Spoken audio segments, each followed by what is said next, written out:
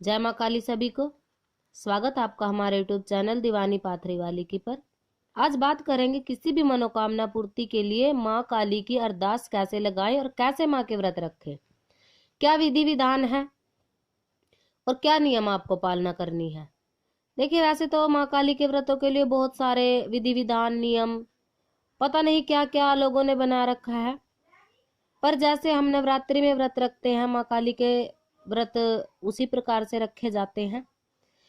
बस थोड़ा सा आपको ये फर्क रखना होता है कि जैसे लाल वस्त्र धारण करके आप जिस भी शनिवार को व्रत करेंगे, लाल ही वस्त्र होंगे आपके, लाल आसन होगा, लाल ही माँ को पुष्प चढ़ेंगे और दूध से बनी हुई मिठाई जैसे पेड़ा है, बर्फी है, जो खीर है, दूध से बनी हुई मिठाइयों का माँ को भोग लगेगा। और इस प्रकार से आप माँ काली के व्रत रख सकते हैं। जैसे नवरात्रि में प्याज लहसुन जो तामसिक चीजें होती हैं उनका सेवन नहीं करना होता। चाय आप जितनी बार मर्जी पी सकते हैं, दूध ले सकते हैं एक बार, और शाम को एक बार आप जैसे नमक, सेंधा नमक इसमें खाना होता है, एक बार आप ले सकते हैं। इसमें अब कहा गया है कि शास्त्रीय विधि के अनुसार, नियम अनुसार, अब कुछ लोगों के मन में ये गलत धारणा बैठ गई है कि अरे अगर जरा भी भूल हुई तो माँ काली तहस नहस कर देती है, ये कर देती है, वो कर देती है। माँ काली जरूर गुस्से वाली है, पर वो माँ है, बहुत ही ममतामयी, बहुत ही कोमल हृदय वाली है माँ। क्योंकि हमने माँ की ममता को एक बार नहीं 1000 बार देखा है। माँ तो माँ है। आप जैसे भी सच्ची श्रद्धा से उनके व्रत करोगे, माँ वैसे ही स्वीकार करेंगी। अब होता है व्रत कैसे रखें मनोकामना पूर्ति के लिए। देखिए, आपने 11 रुपए की माँ की अरदास लगानी है, एक नारियल चुनरी और कलावे के साथ 11 रुपए की अरदास लगा के माँ को नारियल चुनरी जरूर चढ़ाएं, क्योंकि माँ काली नारियल की भेंट लेती है।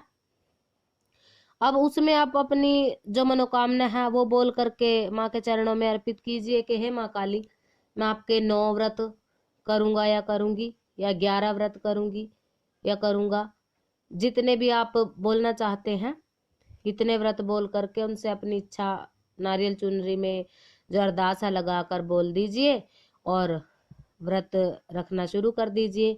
अब जैसे आपके 11 व्रत पूरे हो जाते हैं तो आपको 12वें शनिवार को उद्यापन करना होता है। इसमें जैसे नवरात्रि में कन्या जिमाई जाती हैं, ऐसे ही कन्या पूजन करना है। कन्याओं को जिमा के फिर आपने उनका पूजन करके उनको वस्त्र आदि जो भी आपसे बन पड़ता है, चुनरी उठाएं, 5, 2, 10 जो भी आपसे पुगता है, उन्हें पैसा दे, कोई गिफ्ट दे सकते हैं, जैसे आपकी श्रद्धा है, जैसा सामर्थ्य है उसी हिसाब से करें।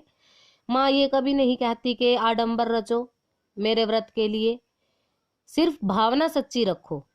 अगर सच्ची भावना से तुम व्रत रखोगे ना माँ के, चाहे कोई भी विधि विधान ना करो, माँ जरूर सुनती ही सुनती है, क्योंकि माँ तो माँ है। माँ को कभी माँ मानकर देखो, सारे काम अपने आप ही होते चले जाएंगे। अगर तुम माँ को ये सोचोगे अरे वो तो काली है, अरे नहीं ये विधि विधान करना पड़ेगा, वो नहीं किया तो माँ बख्शेगी नहीं, जब तक मन में शंका रहेगी तब तक डर रहेगा। शंका को बाहर निकाल कर माँ को माँ मानिए। माँ तो ममतामयी है, भंडार भरने वाली है, प्रेम का सागर लुटाने वाली है।